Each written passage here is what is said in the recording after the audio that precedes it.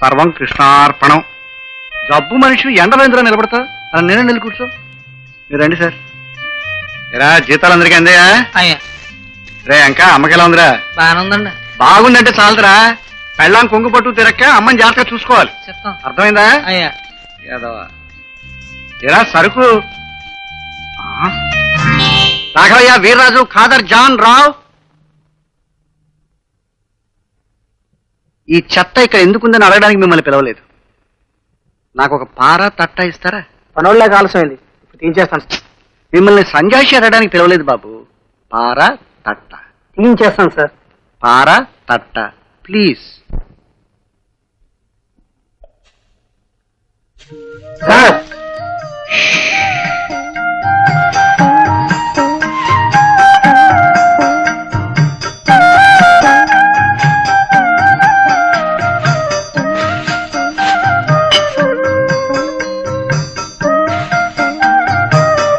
ఎవడి పని వాడు చేసుకుంటే ఈ చెత్తలాగే దేశంలో దరిద్రం కూడా 10 రోజులు ముందే పోతుందని నా ఉద్దేశం.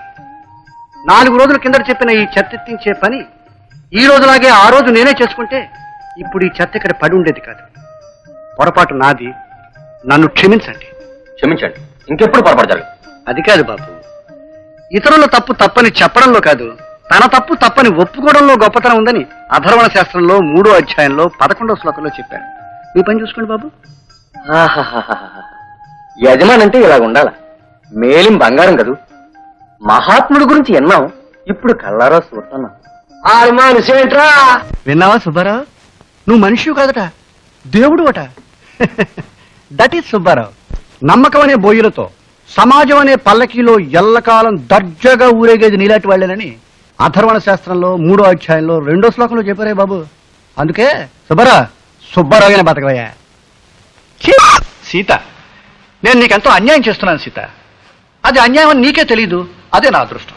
అకౌంట్లు అంటాను, ఆఫీస్ అంటాను, నీ ఆల్లా పాలనా చూసుకుంటున్నాను. చెప్పు. నాకేమండి, నేను బాగానే ఉన్నాను. నువ్వు బాగానే ఉంటావు సీత. నిజం చెప్పాల్సి వస్తే నువ్వు ఈ కాలం మనిషి కాదు. అబ్బా 10 అయింది, నువ్వు పడుకోమ్మా. నేను ఆ గదిలో కూర్చొని అకౌంట్ చూసుకుంటాను. పడుకో.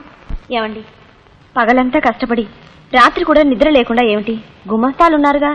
సీత, ఒకళ్ళ రక్తంతో నువ్వు బతక్కు, నీ రక్తాన్ని నలుగురు కోసం చెమటగా మార్చు అని అధర్వణ శాస్త్రంలో 3వ అధ్యాయంలో 2వ శ్లోకంలో చెప్పారు. పడుకో. అకౌంట్లు పూర్తయ్యాక నేను మళ్ళీ లేపుతాను. ఏ పడుకో. పడుకోవాలి పడుకోవాలి పడుకోవాలి పడుకోవాలి పడుకోవాలి. పడుకోమ్మా, పడుకో పడుకో పడుకో.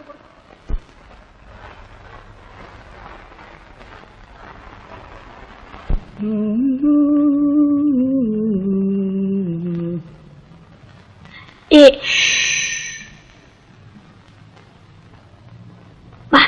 ఏమిటండి, ఇల్లులా ఉందే? ఇంటికన్నా గుడి పదిలో ఉన్నారు పాతవాళ్ళు, కానీ గుడి కంటే ఇల్లే పదిలో అన్నాడు ఈ సుబ్బారావు. సుబ్బారావు